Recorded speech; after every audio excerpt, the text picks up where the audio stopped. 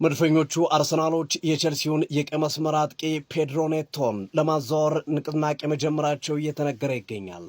በርካታ የአርሰናል ደጋፊዎች በጉዳዩ ላይ ብስጭታቸውና ተቃውሟቸውን እየገለጹ ነው።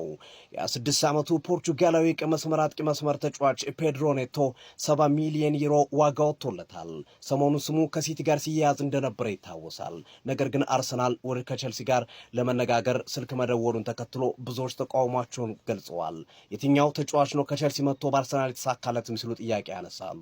ከራያም ስተርሊንግ እስከ ካይ ሃቨርትዝ አምኖ ወደ አርሰናል እስከመጣው ማዱኬ ድረስ በአርሰናል ተጽዕኖ የፈጠሩ ወይም ልይት ብሎ የታዩ የቼልሲ ተጫዋቾች የሉም ወደ አርሰናል የመጡ ማለት ነው። እናም ይቅርብን እያሉ ይገኛሉ። በዛ ላይ ሳካና ማዱኬ ባሉበት የቀይ መስመር ላይ የሚጫወት ተጫዋች ነው። ምናልባት አርሰናል ፔድሮ ኔቶን የግራ መስመር ተጫዋች አድርጎ ለማጫወት አስቦ የሆነ ተጫዋች ለማምጣት እያሰበ ያለው የሚለው ሌላኛው መነጋገሪያ ርዕስ ጉዳይ ይሆናል። ምክንያቱም የቀይ መስመር አጥቂውን ዕድሜ ልኩን የተጫወተ ተጫዋች በግራ መስመር በማምጣት ውጤታማ ማድረግ አይቻልም እያሉ ይገኛሉ። በርካታ አርሰናል ደጋፊዎች ይህንን ዝውውር እየተቃወሙት ይገኛሉ።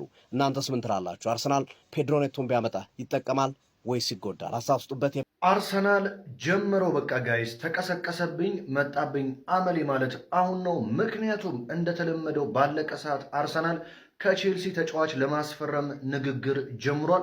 በነገራችን ላይ ይህንን ተጫዋች አርሰናል ብቻ ሳይሆን ማንቸስተር ሲቲዎችም በጣም በጥብቅ ይፈልጉታል። ታዲያ የቼልሲ ታማኝ የሚባለው የመረጃ ምንጭ ሳይመን ፊሊፕስ እንግዲህ አሁን ይዞት በወጣው ዘገባ አርሰናል ፔድሮ ኔቶን ከቼልሲ ማስፈረም ይፈልጋል። ለፔድሮ ኔቶ ወኪሎችም አርሰናል ተጫዋቹን እንደሚፈልገው ማሳወቁ ነው እየተዘገበ የሚገኘው። እንግዲህ በየዓመቱ አንድ ተጫዋች ከቼልሲ ግብር ያለብን ነው የሚመስለው። እንደዚሁም ደግሞ ማርቲን ዙሜንዲ በቼልሲ እና በሪያል ማድሪድ በጥብቅ እየተፈለገ ይገኛል። በተለይ የቼልሲው አዲስ አሰልጣኝ ዣቪ አሎንሶ የማርቲን ዙሜንዲ አድናቂ ናቸው። ማርቲን ዙሜንዲን ከአርሰናል ማስፈረም ይፈልጋሉ። በተለይ ማርቲን ዙሜንዲ የብሩኖ ጉማሬሽን መምጣት ተከትሎ በአርሰናል ቤት ውስጥ ምናልባትም ቋሚ የሆነ የመጫወት እድል ካሁን በኋላ የማግኘቱ ነገር አጠራጣሪ ሊሆን ይችላል። በተለይ አርሰናል እስከ 90 ሚሊዮን ዩሮ የሚቀርብለት ከሆነ ይህንን ተጫዋች ለመሸጥ እንደሚያስብ እየተሰማ ነው የሚገኘው። ተጫዋቹ በማድሪድ እና በቼልሲ በአሁኑ ሰዓት እየተፈለገ ከቪኒሺየስ ጁኒየር ወደ ፔድሮ ኔቶ ጋይስ ምን አይነት እርግማን ነው? በየዓመቱ በቃ ከቼላው እንግዲህ አንድ ተጫዋች ማምጣት ግዴታ ነው የሚመስለው። ለዛውም ለዚህ ተጫዋች ወደ 70 ሚሊዮን ፓውንድ ነው ቼልሲ እየጠየቀ የሚገኘው ማለት ነው። ማንንም ካለማስፈረም ሊሻል ይችላል። ነገር ግን እስኪ የእናንተን ሀሳብ ስለዚህ ዝውውር ኮመንት ላይ አስቀምጡልኝ። ፎሎ ማድረግ አትርሱ። ይመቻችሁ። ጋላታሳራይ ለጋብሪኤል ማርቲኔሊ አርሰናልን አነጋግሯል። የቱርኩ ክለብ ጋላታሳራይ ለአርሰናል አጥቂ ጋብሪኤል ማርቲኔሊ ለማስፈረም ጥያቄ አቅርቧል። ሆኖም በአሁኑ ወቅት ብራዚላዊ ተጫዋች አሁንም በሚኬል አርቴታ የወደፊት እቅድ ውስጥ እንዳለም ተዘግቧል። አርሰናል ቪኒሺየስ ጁኒየር ማስፈረም ካልቻለ በኋላ በግራ ክንፍ ላይ ማጠናከር መፈለጉ ሌሎች ክለቦች የማርቲኔሊ ሁኔታ እንዲከታተሉ ጋብዟል። በዚህ ቦታ ላይም እንግዲህ ውድድሩን ለማሳደግ አርሰናል ክሪስቶስ ዞሊስን አስቀድሞ ተቀላቅሏል። በፕሪሲዝኑ እንግዲህ ጥሩ ብቃት ካሳዩት ተጫዋቾችም አንዱ ሆኗል። ማርቲኔሊም እንግዲህ ባለፈው የፕሪሚየር ሊግ ዘመን በ30 ጨዋታዎች ውስጥ እንግዲህ አንድ ጎል ብቻ ነው ማስቆጠር የቻለው። በቻምፒየንስ ሊጉ የሊጉ ደረጃ ግን ጥሩ አቋም አሳይቷል። ሪፖርቱ መሰረት አርሰናል በአጭር ጊዜ ውስጥም የጋላታሳራይን ጥያቄ ለመቀበል እድሉ አነስተኛ ነው ተብሏል። ሆኖም አርሰናል ለቪኒሺየስ ጁኒየር ተስማሚ አማራጭ ማስፈረም ከቻለ የማርቲን ሁኔታ እንደገና ሊገመግም ይችላልም ተብሏል። ሊቨርፑል ይሄን ልጅ ነው ሰው ብሎ ያስፈረመው ማለት ነው። በውሰትም ሊሆን ይችላል ይሄን ልጅ ነው ያመጣው ማለት ነው። ምን አይነት ዝውውር ነው የሚለው ነገር ይሄ ዝም ብሎ ላገባብ ነው። ቶቶ ብቻ ስለ አራሆ እናውራ ማለት ነው። ልክ ነው ወይ አይደለም የሚለው ነው። ይሄ ዝም ብሎ ለመግቢያ የተጠቀምኩት ነው። ግን እውነት ስናወራ ስለ አራሆ ዝውውር እናውራ ማለት ነው። ፌር ነው ወይ ነው? እንደ ሊቨርፑል በውሰትም ቢሆን አሪፍ ዝውውር ነው አይደለም ነው? እኔ አሪፍ አይመስለኝም ማለት ነው። የመጀመሪያው አሪፍ የማይሆንበት ምክንያት ብዬ ማሰበው ምንድነው ልጁ የጉዳት ሂስትሪ ያለው ማለት ነው። ሊቬ ደግሞ የጉዳት ሂስትሪ ያለበት ተከላካይ መስመር ላይ ማለት ነው። ማንንም አይ ቲንክ ቫን ዳይክ ነው የሚሻለው ትንሽ በአመቱ ለጌም ቢያበልጠው እንጂ ከኤሲኤል ጉዳት በኋላ ብዙ ያመለጠው አይደለም። ሌሎች ግን እንዳለ ጉዳት ታሪክ ያለባቸው ናቸው ማለት ነው። ጀረሚ ጃክዌትን በተለው ስቲል ጉዳት ላይ ያለው ባለፈው ማሳራት ጨዋታ አምጥቷል። ከዛ ከአንድ ሲዝን በፊትም 5-6 የሚያመጣው ጨዋታ ነው ማለት ነው። የወጣት ነው ግን ቢያንስ ባለፈው 14 ጨዋታ አመለጠው ማለት ትንሽ ሂስትሪ ያለው ማለት ቢሆንም እነ ጎሜዝ እንደዛው ናቸው። ጆቫኒ ሊዮኒ እስካሁን ጉዳት ላይ ነው ስቲል ማለት ነው። ወይም ደግሞ ከተመለሰ ራሱ ከኤሲኤል የሚመለሰው ማለት ነው። ኤሲኤል ደግሞ ሊያገርሽ ይችላል።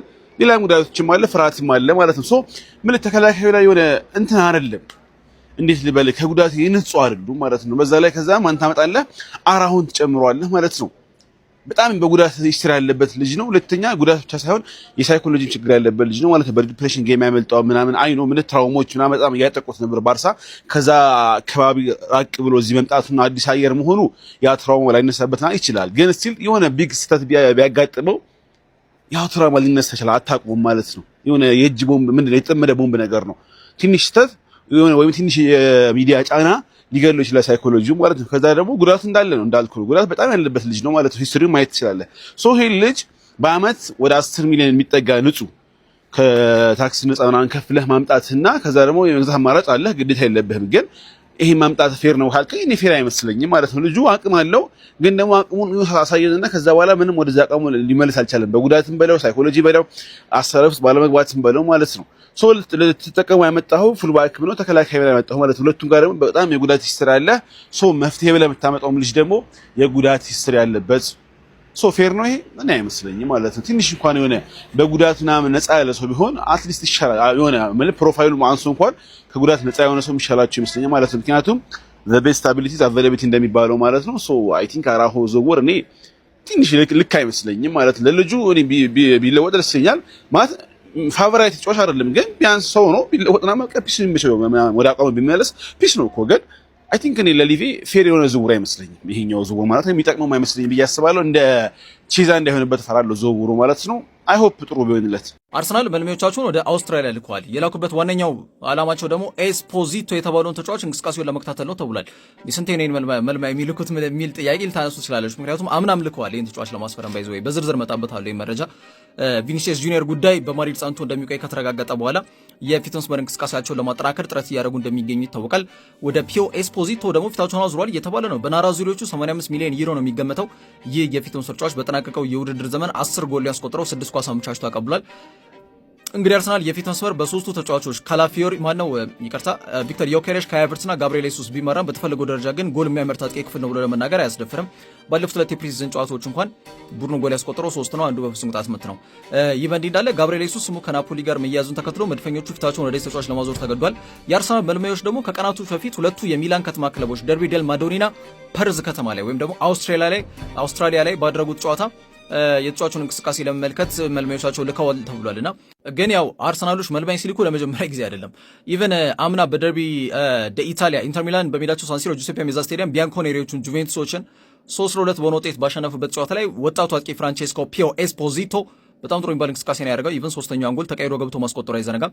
66ኛው ደቂቃ ላይ ተቀይሮ የገባ ከዛ ከ10 ደቂቃ በኋላ 76ኛው ደቂቃ ላይ ጎሏን አስቆጠረና በጭንቅላት ማለት ነው። ፖቸር ሜንታሊቲ እንዴት ነው? ቁመተ መለሎ ነው እንደምታውቁት።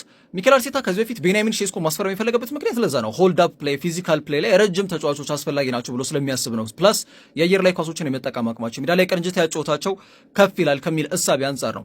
ሼስኮን ፈለገ፣ ጊዮኬሬሽን አመጣለት አንዱ ቤርታ። አሁን ሼስኮ ዩናይትድ ቤት ነው።